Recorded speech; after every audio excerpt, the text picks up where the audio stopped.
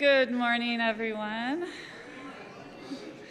I am Carol Pauls, one of the co-moderators of the Anti-Racism Trust team here at Montview, and I'd like to welcome you to our first session of a two-part series on anti-racism. As we have learned with our work with Jemar Tisby, the arc of racial justice involves awareness, relationships, and commitment. And today we will dive into the awareness piece, not of our nation's history and things like that, but awareness as it relates to discrimination through microaggressions. So I'd like to introduce Dianne Briscoe McKenzie. She is one of the founding members of our Anti-Racism Trust team, which was formed 5 years ago.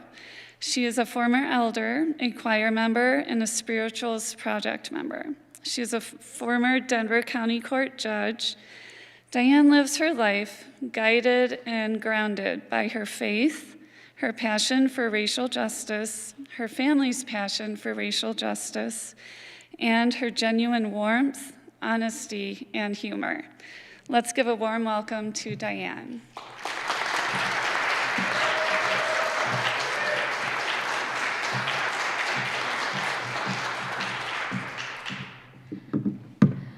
So, good morning, my brothers and sisters in Christ. So, as Carol said, I am Dianne Briscoe McKenzie. Dianne, D-I-A-N-N-E. I thought this is my big opportunity to tell people that there really are two N's in Dianne, D-I-A-N-N-E, just like Dianne Reeves, the jazz singer. Except she has Grammys and I don't. And my friend Diane Bassett has one N in her name. So if you ever see us talking to each other, I'll say hi one N and she'll say hello two N's. So, I'm just so glad to tell people I have two N's in my name. So anyway, to make it public. So anyway, Dianne Briscoe McKenzie, also known as Dianne L. Briscoe, also known as Mom, also known as Nana, and also known as Your Honor, and lastly, known as Judge Briscoe.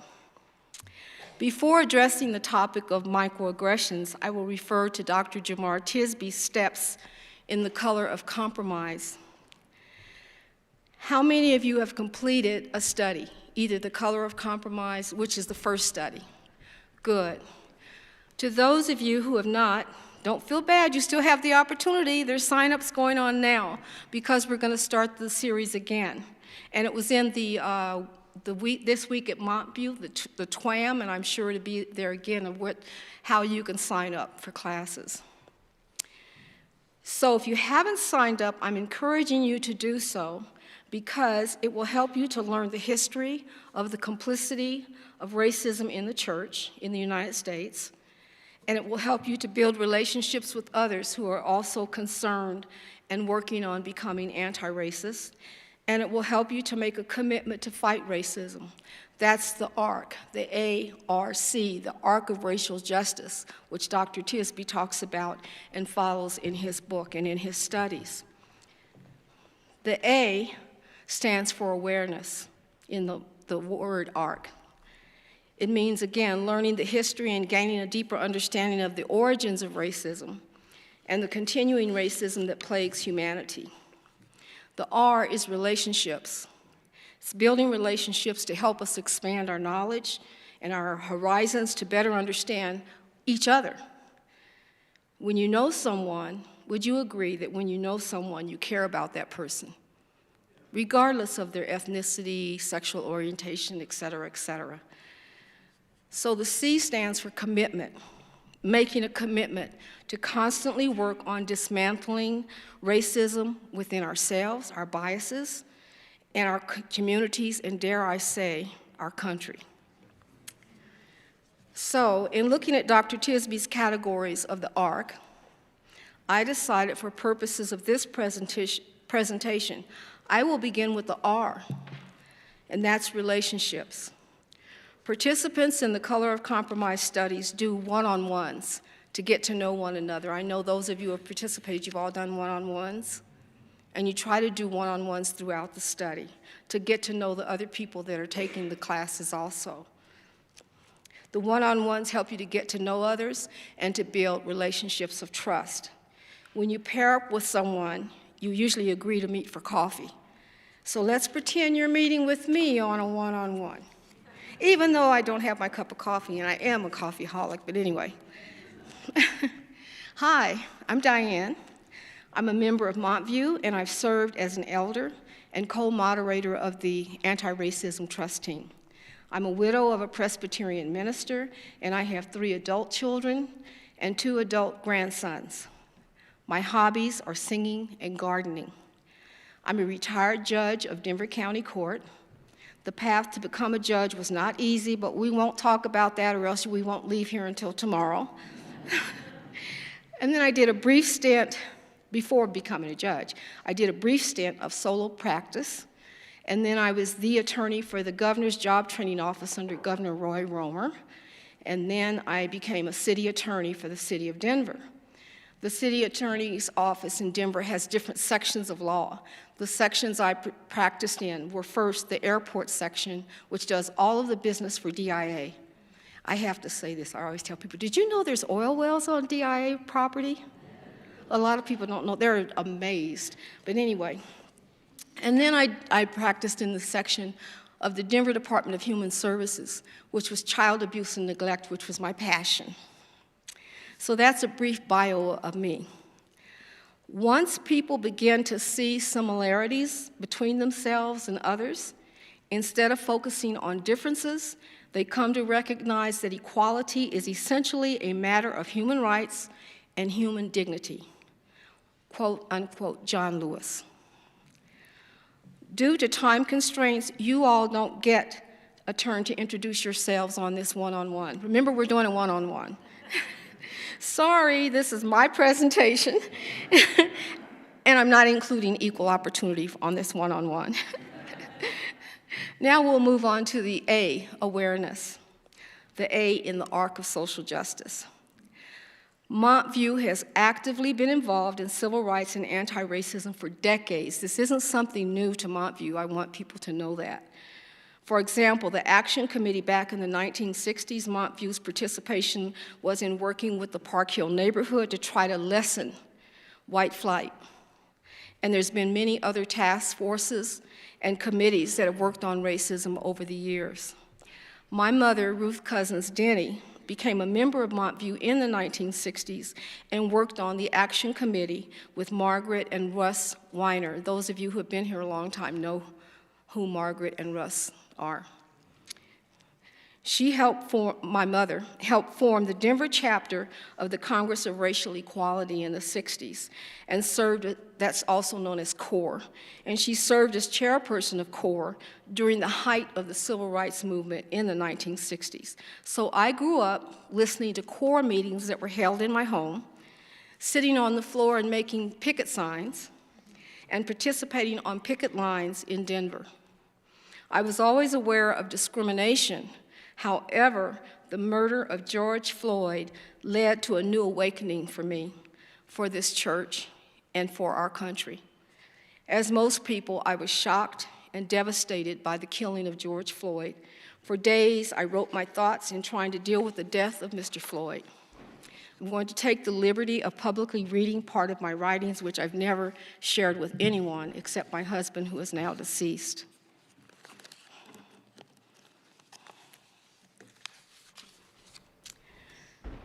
May 25th, 2020. I cried today when I saw the killing of George Floyd. What agony he suffered, suffocated, asphyxiated, as if he were not a human being. Animals are given more compassion than George Floyd was given. The look on the face of the police officer who kept his knee on Mr. Floyd's neck was sickening. The cowardliness of the other officers who were present to not stop the officer with his knee on Mr. Floyd's neck is inexcusable. May 26th. I cried today as the video of the killing of Mr. Floyd the video, was repeatedly broadcast, reminding us of others whose lives have been unjustly snuffed out by police officers using excessive force. I have a black son. I had the talk with him when he got his driver's license permit over 20 years ago. I have 2 black grandsons. My daughter, their mother, gave them the talk when they were young boys. They are now in their 20s, and I pray for their safety daily. May 27th, I cried today when I felt the anguish and tears of the family of Mr. Floyd, and I thought of my mother, Ruth Cousins Denny, who fought valiantly for civil rights during the 60s. I have no doubt that if she were still alive, she would be enraged at the continuing disparities that people of color experience. May 28th, I cried today as I listened to and read various reports and stories by black people expressing their grief. They are my sisters and brothers, and I feel and experience their pain and grief of being treated as non-human. May 29th, I cried today, and I was also angry today, as I have been really every day since the killing of George Floyd. I see the protests, and I think of joining the protests.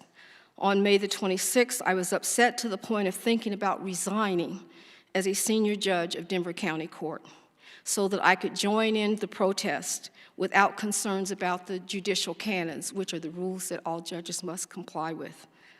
May 30th, I cried today when I saw and heard black children and youth saying that they were scared.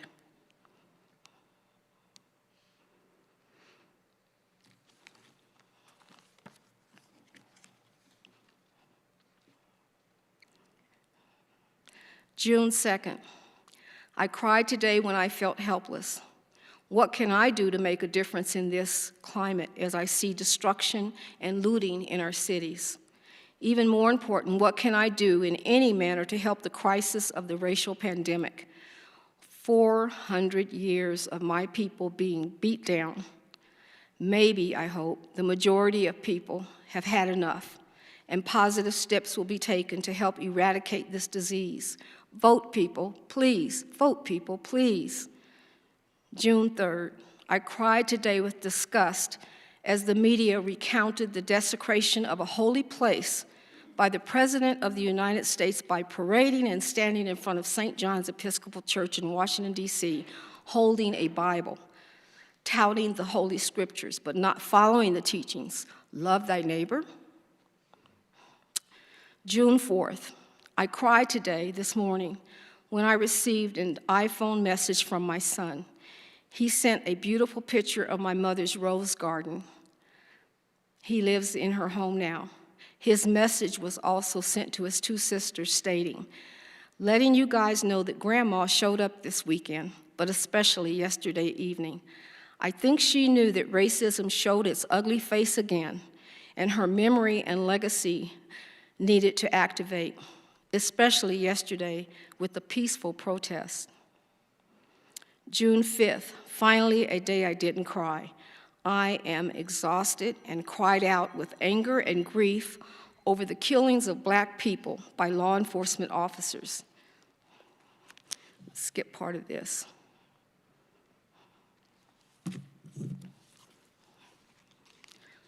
July the 2nd, 2020. When George Floyd was killed, I joined the millions of people throughout the world who were shocked, angry, and saddened. I was upset to the point that I lost my voice. It reminded me of Maya Angelou's account of losing her voice as a child as described in her book, I Know Why the Caged Bird Sings. She lost her voice because the relative who raped her disappeared, and she believed it was her fault for telling on him. I lost my voice because of a torrent of emotions of anger, sadness, and fear. Anger that Mr. Floyd was brutalized and treated as less than human, that no one stopped the killing, and that there was no compassion from the police officers involved. I felt sad and horrified seeing Mr. Floyd suffering and begging for his life and calling out to his mother. I felt fear as I thought of my son and all other black men realizing again how unsafe they are in day-to-day life, living while being black. I cried for several days and communicated only with my husband and my adult children. I could not reach out to anyone else because the lump in my throat and my bouts of crying would not stop. I thought of my mother and how she had valiantly fought during civil rights. I thought about my beloved deceased brother, Michael Briscoe, who was brutalized by police when he was in junior high school. He was walking home from school with a crowd when a fight broke out.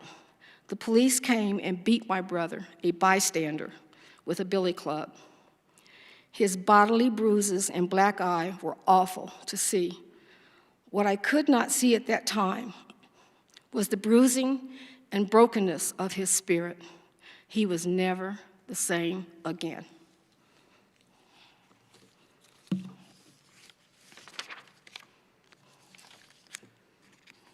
So let me find my place back.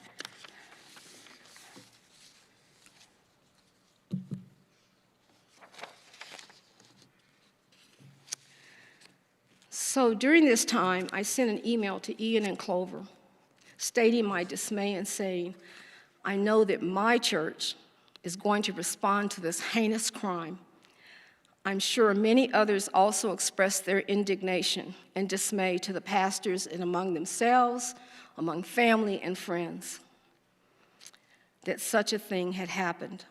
Of course, George Floyd's death was not a new thing, but it was seen and heard by the world as he struggled to breathe and cried out, "Mama, Mama." So the beginnings of ART, Anti-Racism Trust Team. Thus, Ian and Clover called me and Leah Oliver about co-moderating a newly formed group called the Anti-Racism Trust Team. Both Leah and I have served our terms out and are no longer active members of ART.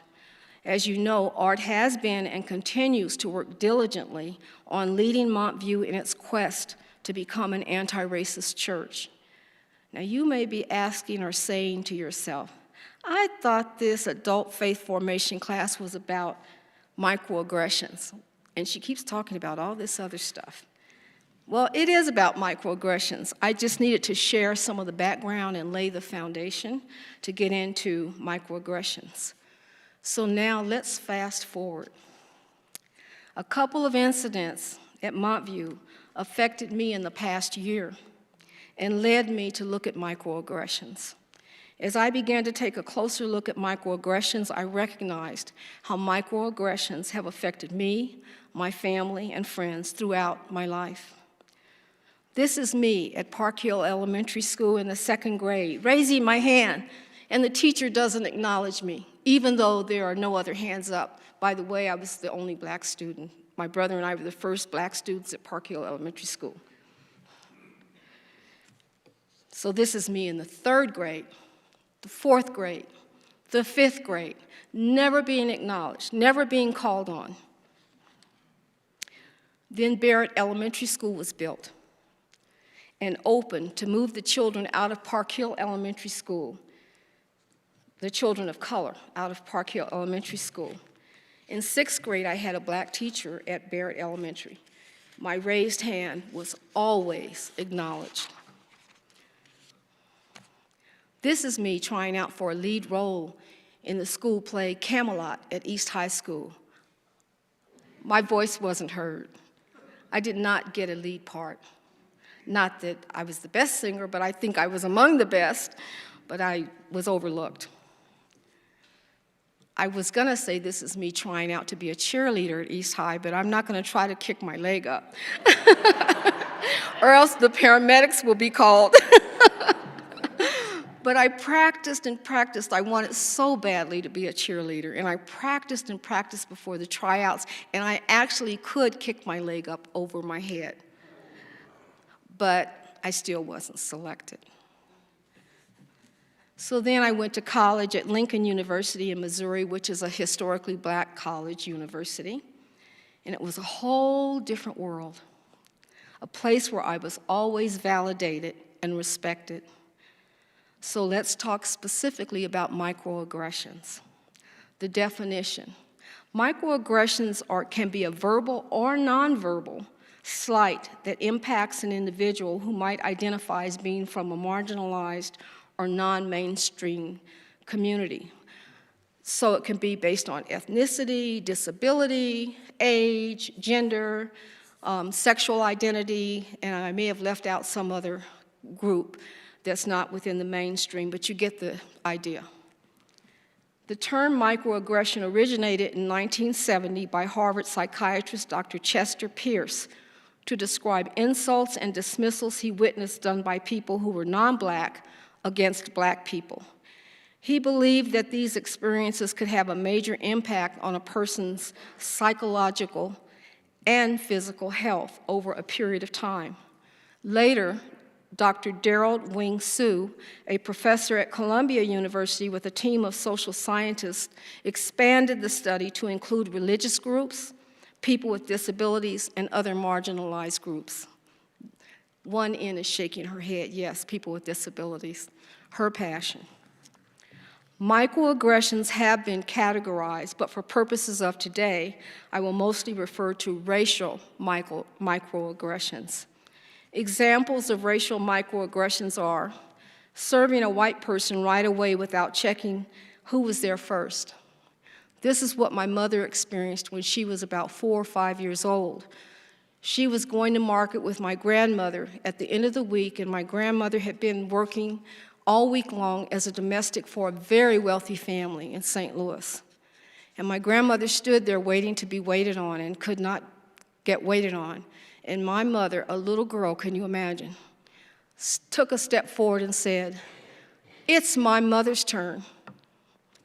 I don't know if it helped or not, but that was the beginning of her deciding within herself and moving her spirit that about unfairness and how people were treated simply because of the color of their skin, and began her lifelong journey of fighting racism. Another example is accusing a person of being oversensitive when they are harmed by a microaggression. Another example, saying the best person should get the job, regardless of race, not taking into consideration or account that there's structural and institutional racism. And that doesn't always end up with the best person being hired or the best person, and often, I'm gonna say, and I didn't put this in my notes, but it's known in the Black community. We tell our children, we teach our children, you have to be 10 times better to just get on the equal plane. And then sometimes the rules are changed. You get on the equal plane and then the rules are changed. That's what we experience. Another example, not speaking up when a colleague is a target of microaggressions. Another, complimenting a person on their English simply because they are not white. Have you ever heard anyone say, "Ooh, she sure is articulate"? Yes, Obama. Marilyn's saying Obama. Another one, considering certain people to be of more value than others, simply because of their race and the other categories of people who are in certain categories that are discriminated against. Another, treating someone as a second-class citizen because of their race or other category that they're in. Microaggressions can be intentional or unintentional.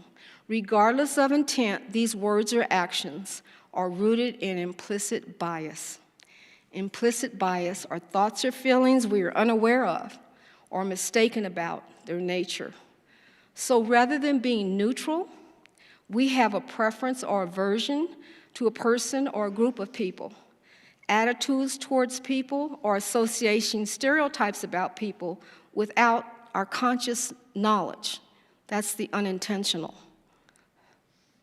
We may have been influenced by our families as we were growing up, or formed opinions based on what we see on the news or on TV programs. Microaggressions don't have to be verbal to be offensive.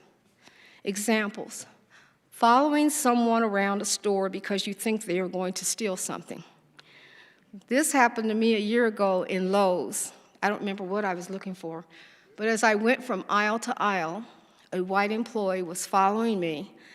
I knew exactly what she was doing, and she was watching every move that I made. So I made my way up to the cash register to pay for my purchase, and I asked for the supervisor in the store.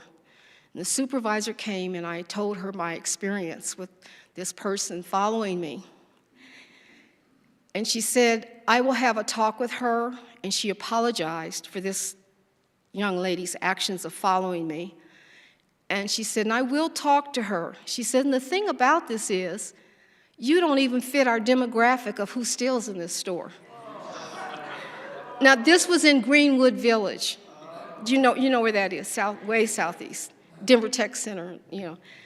She said, our demographic is young, 20s and 30s white males. You don't even fit. And she's following you around. So anyway, that's my story of being followed around.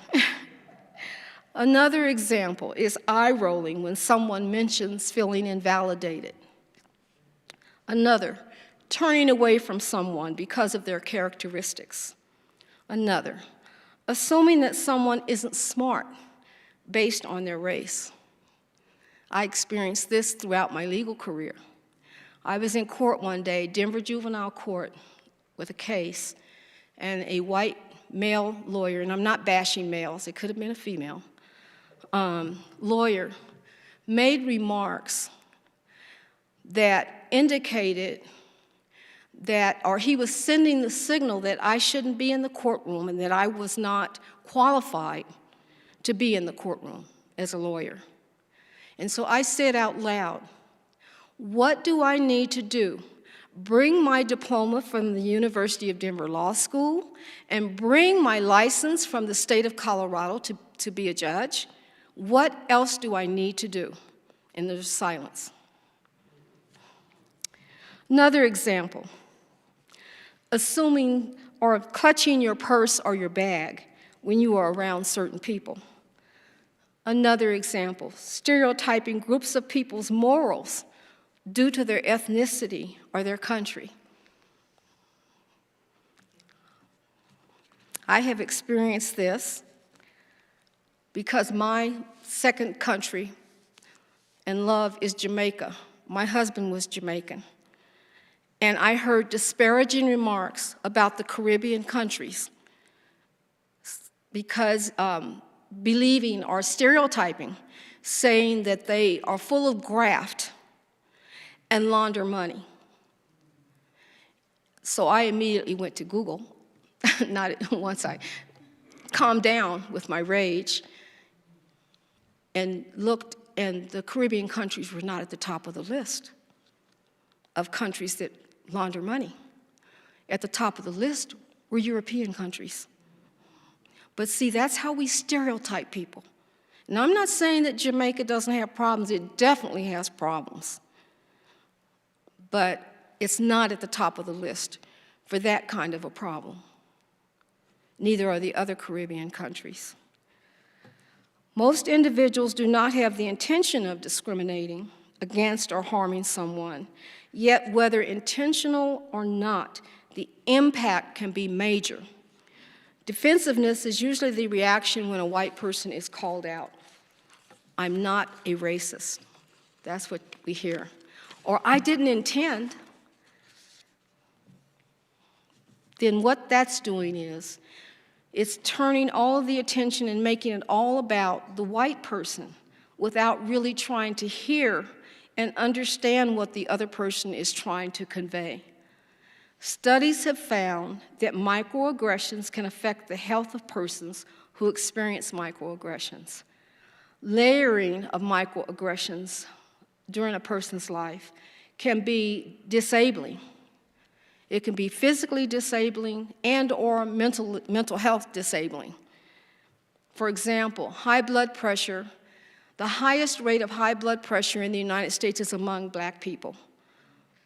And it's been attributed to living a life full of racism and full of microaggressions. and you end up with high blood pressure. Or other things that can happen are sleeplessness, substance abuse, alcoholism, drug abuse, and other kinds of diseases can manifest. Because they say that stress, stress can kill. We hear that all the time, stress can kill, and it does. So now we've talked about relationships, and we've talked about awareness in the arc of racial justice. So now we'll talk about commitment. When you see or hear a microaggression, it is advised to assume that it's not intentional, so you can respond to it with curiosity. For example, say, "What did you mean when you said," fill in the blanks. Staying silent is being complicit. Advocacy is speaking out and actually supporting the person who has been offended, acknowledging that person's contributions, mentoring that person, providing network opportunities. Silence is complicity. Silence can convey indifference. It expresses your empathy to the person and your solidarity with the person. Actively seek to understand and appreciate Black culture. Show up when you're invited to events where a Black friend or colleague has invited you. This signals support and solidarity. Not attending can be a lost opportunity for you, a lost opportunity to build relationship and to show respect. Don't gossip and don't stereotype. This can undermine an individual's professional reputation. Call out derogatory remarks and statements. Refuse to gossip. Actively work to dispel stereotypes. Don't ignore microaggressions. Recognize microaggressions, address them, and challenge them. Value the unique contributions of a person, involving them in meaningful ways beyond their racial identity. Don't ask a person to participate in a group simply because of their color or whatever other group they're in with these groups that have been mentioned that face microaggressions.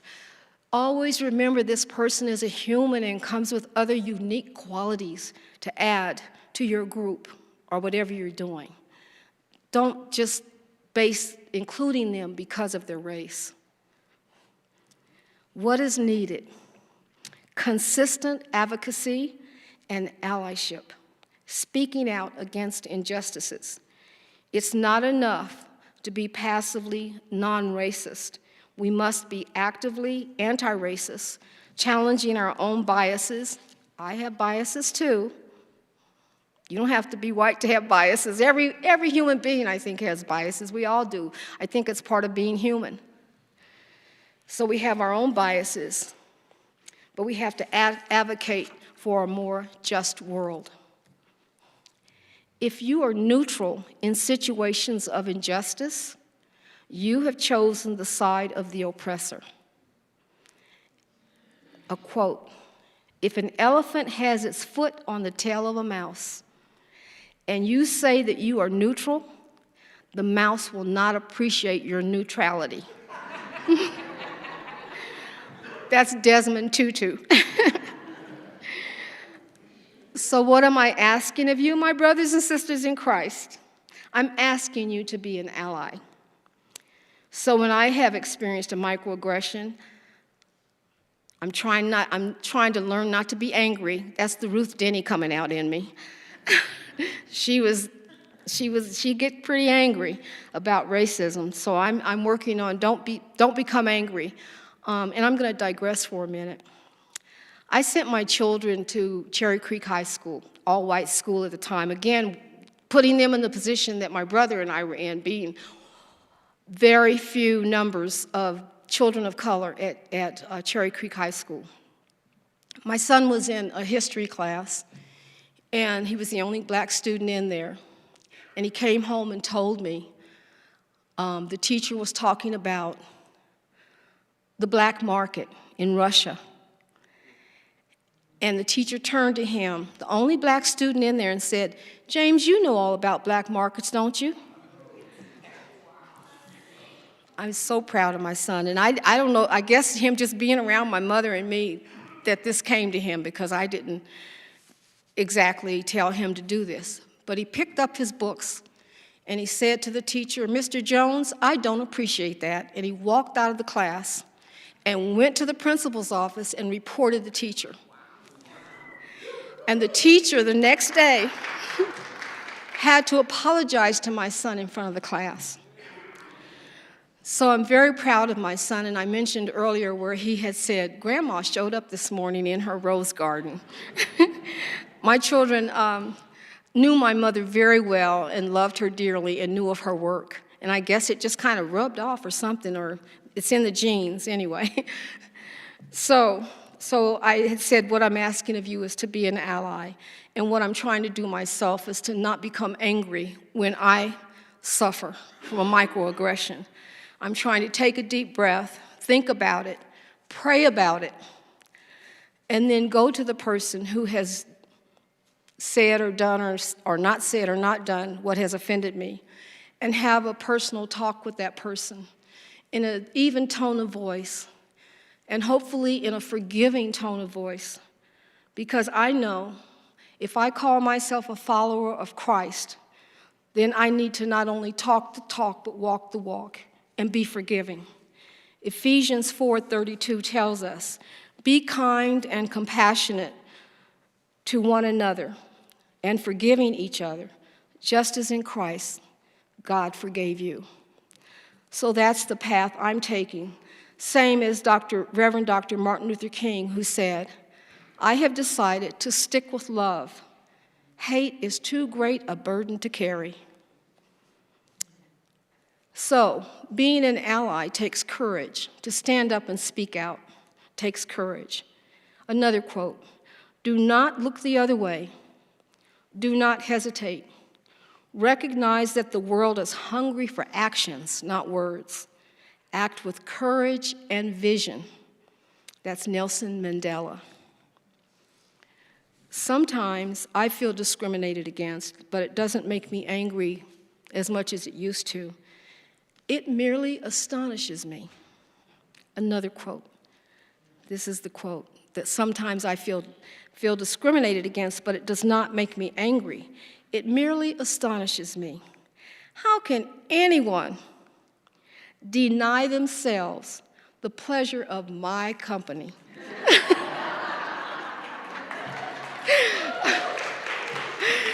So that comes from Zora Neale Hurston, who was a writer during the Harlem Renaissance. And some of you might be familiar with her. So with that, I will close. That's my remarks about microaggressions, and I will take any questions or comments.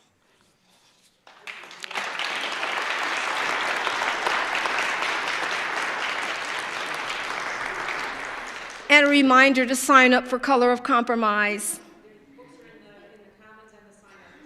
Marilyn says the books are in the Commons and the sign-up is in the Commons. So if you haven't taken the classes, I encourage you to do so. How did your son's teacher handle that situation that you've described just recently? That was a beautiful explanation of a problem, but how did she do after that? My son, how did he do after that? The teacher. The teacher, I'm not sure. I guess he apologized in front of the whole class. And I guess the classes went on, but I believe the teacher learned a lesson. And I'm glad you brought that up, because that's what I used to tell my children when they were going to the Cherry Creek schools, and they were often the only child of color in their class, if not in the whole school. And they would come and tell me at the time I didn't know, microaggression or just outright blatant discrimination against them. And what I would always tell them is, you don't need to fight. You don't need to say hurtful words to the person. This is your opportunity to teach. That's what I used to tell my children. This is your opportunity for them to know you and know that you're a human being just like them. This is your opportunity, and I did instill that in my children. I can tell you another story at Cherry Creek High School. Some people at Cherry Creek might not like me telling stories. I think I don't remember which child it was. I have, as I said, 3 children.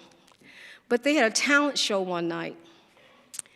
And I went to the talent show, watching the show, and about almost near the end of the show, a few students came out in blackface. And they disparaged black people. And I thought, I'm really not seeing this. This is something in my imagination, or I don't know where my mind is, because I just can't be really seeing this. So I left the auditorium and went out, and there was one other black mother who I knew. And I walked over to her. I said, "Did you see what I just saw?" And she said, "Yeah." I said, "I can't believe it. I just can't believe it." Now, I was a friend, or I knew Renelle DeMuse. Do any of you remember Renelle DeMuse?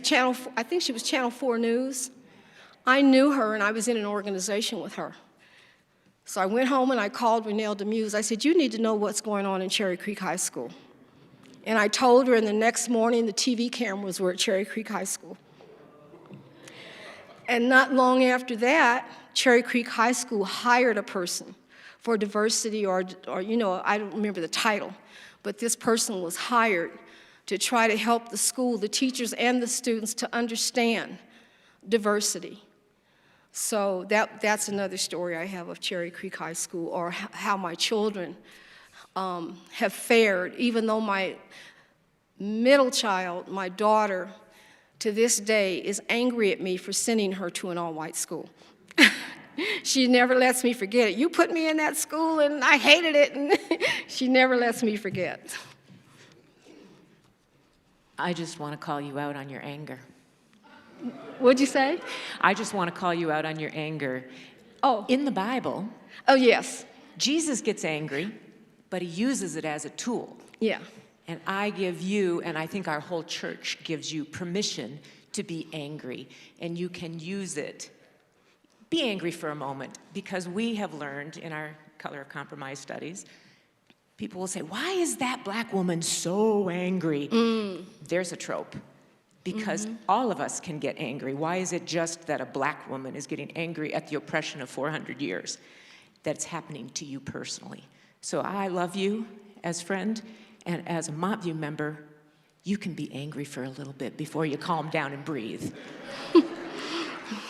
And I have been angry, and I always say, "Oh my goodness, that's Ruth Denny coming out." I always think of my mother, because she never held back her anger. But also, one time I was very angry, and I went to Gilbert, my husband, and I said, "I'm trying so hard to follow the teachings of Christ, and I'm just so angry at this woman for saying this and doing this, and I just feel awful about it." And he said, "Well, I don't know the Jesus that you know, but the Jesus..." But the Jesus I knew threw the Pharisees out of the temple, He said, "So it's nothing." Thank you, Marilyn, for reminding me. There's nothing wrong with being angry. It's how you direct your anger. Yeah. Another question. I apologize, we came in late. You may have already covered this, but you've talked about microaggression. What about macroaggression?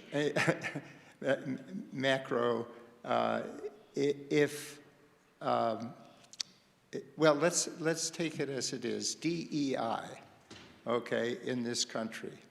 It's not microaggression, it's macroaggression. Mm-hmm.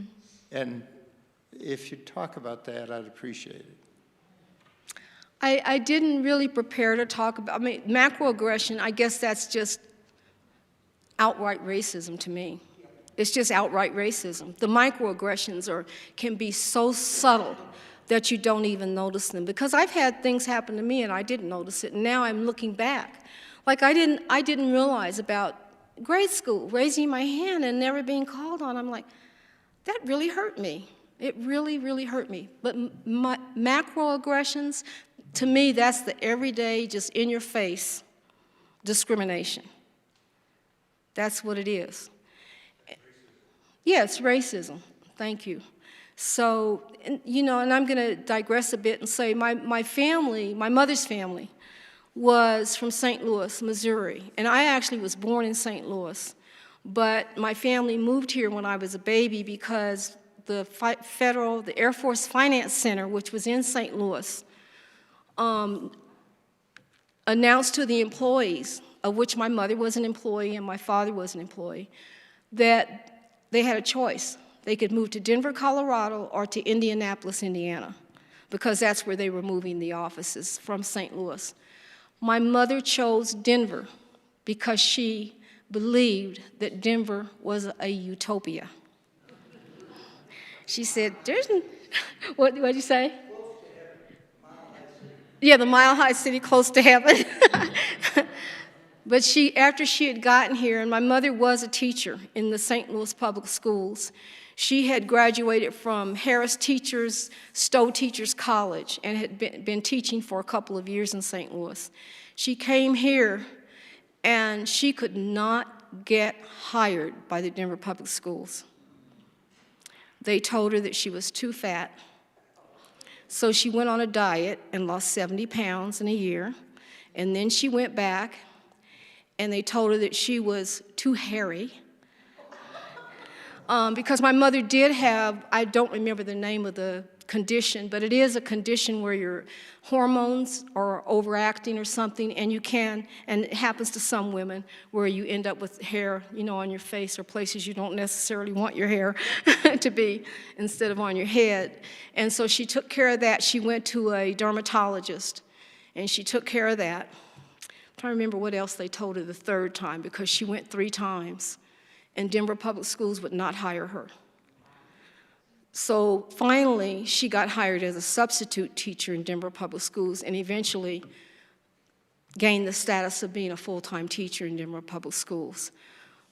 But this, again, is the buildup of microaggression. Well, that wasn't exactly, it might have seemed like microaggressions. That was just outright racism, veiled under these other things of you're too fat, you're too hairy, you're too this, you're too that, we can't hire you. Yes? I'd like to make 2 points. If you don't know about the Colorado Women's Hall of Fame, Diane's mother, Ruth Denny, is in the Colorado Women's Hall of Fame, and you can look up her photo and bio at cogreatwomen.org, cogreatwomen.org.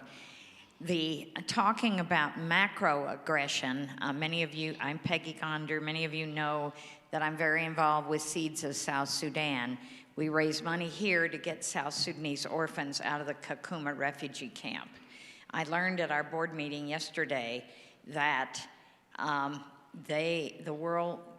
UN's World Food Program gets 60% of its funding from USAID, which has now been abolished. We need to start calling out Republicans who claim to care about children and love and being pro-life, canceling the funding for and I recommend letters to the editor. I'm going to call Michael Bennett's office tomorrow because he's on the Senate Ag Committee. There needs to be a lot more noise being made. People are dying of Ebola and AIDS. They say they've restored the funding, but if you don't restore the staff, they can't put the shots in the arms. Thank you, Peggy. And I don't know, actually, I've had to turn the news off because it is so upsetting to me.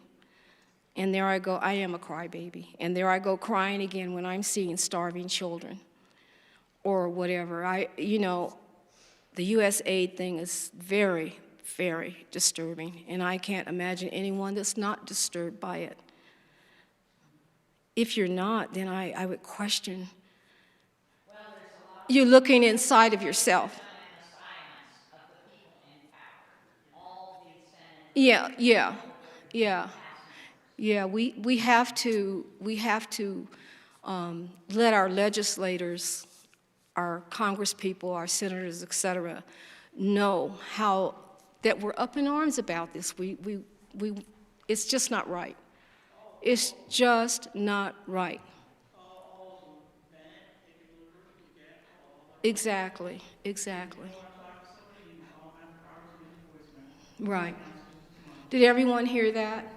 Call all of them, and if you don't get through, leave a voice message at night. And just to that end, is this on? Thank you for your talk. It was really moving, and I appreciate it. Senator Bennett's having a telephone town hall tomorrow night at, I think, 5:30, so you can sign up online today and submit your questions today if you want to voice your opinion directly tomorrow. So just FYI. Okay.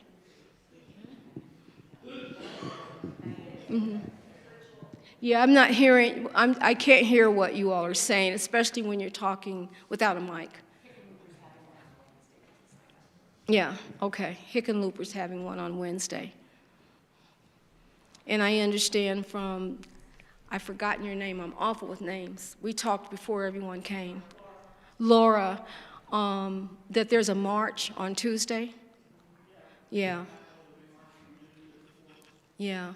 So, you know, there's lots going on to stand up, to speak up. There's a lot going on. And that's often, this is a thing with the Jamar Tisby studies. Someone will finish the study, someone's finished the study, and then they say, okay, now what? What do we do now? That used to really bother me. I'm trying to get away from letting that bother me because it's like like you want a magic answer to combat racism. There is no magic answer. It's been going on since the beginning. Well, I wouldn't say Adam and Eve. I don't know about that, but but it's been going on for centuries that we always have to have the other. We always have to put down someone, some group, to make ourselves feel better. So there's not a magic wand, a magic bullet. And my husband used to say that to me. I was doing the Color of Tisby classes at home, and I would share the videos with him if he would watch. Because, again, he was Jamaican, and he was like, what is wrong with the people in the United States? And what is wrong with these people that call themselves Christians? Don't they know that all they have to do is follow the teachings of Christ? That's all they have to do. Love one another. Love your brother and sister. I said, it's not that simple. So anyway, we would get into these discussions about the color of compromise, and I would tell him there's no magic solution, but we have to learn about it, and that's, again, the awareness, the arc of justice, and relationships, which are really important. And I must say that I have really gained some wonderful relationships here with my brothers and sisters in Christ. And it's meant a lot to me, a whole lot to me, especially when my husband died. He died about 2.5 years ago. And I can't tell you how heartwarming it's been.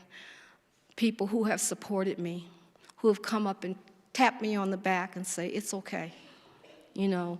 But anyway, there's other things too, but, and then commitment, the C. And the commitment is to constantly be aware and do what you can and speak out if you can.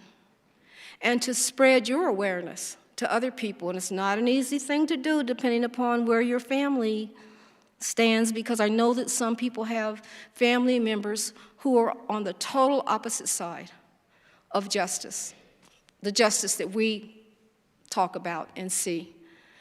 And that's really hard. I'm not in that position, but I can't imagine, well, I can, because I've heard comments from people who have family members who are staunch, I'm going to say it, racist.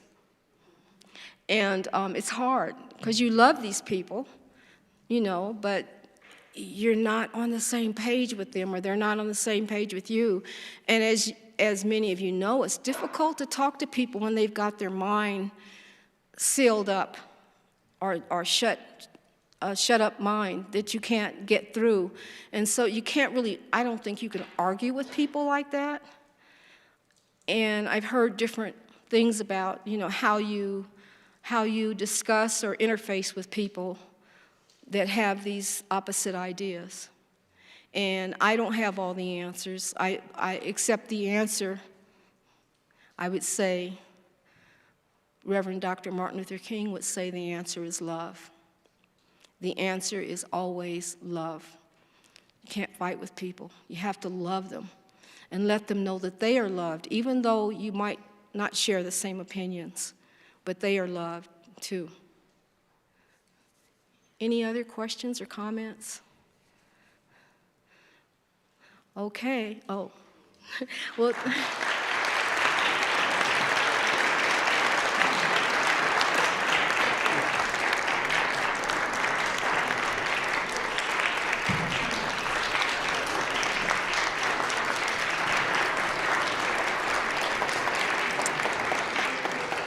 Well, thank you for your time and your attention, and sign up for the classes if you have not taken the classes.